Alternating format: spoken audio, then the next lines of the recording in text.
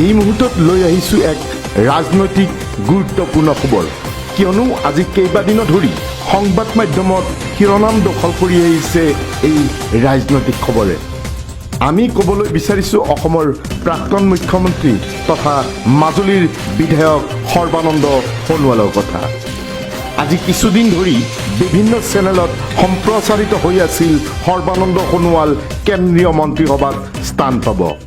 শেহতীয়াভাৱে আমাৰ হাতত অহা তথ্য অনুসৰি কেন্দ্ৰীয় মন্ত্ৰীসভাত স্থান নাপায় সৰ্বানন্দ সোণোৱালে দিল্লী নাগপুৰে পৰামৰ্শ দিছে ঝাৰখণ্ডৰ ৰাজ্যপাল হ'বলৈ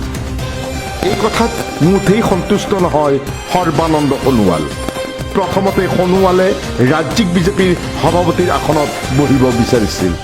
নহ'লে কেন্দ্ৰীয় কেবিনেট মন্ত্ৰীৰ আশাত 10 দিন ধৰি দিল্লীতে শিবিৰ পাতিছিল সৰ্বানন্দ সোণোৱালে এই আশাত চেঁচা পানী ঢালিলে দিল্লী নাগপুৰে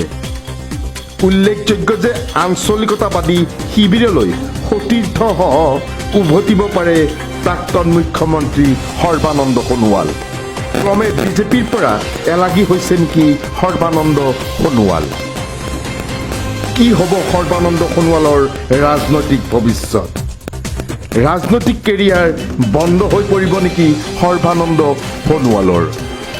পৰৱৰ্তী সময়ত সৰ্বানন্দ সোণোৱালৰ পদক্ষেপ হ'ব লক্ষণীয় নিউজ ডেস্ক ৰিপোৰ্ট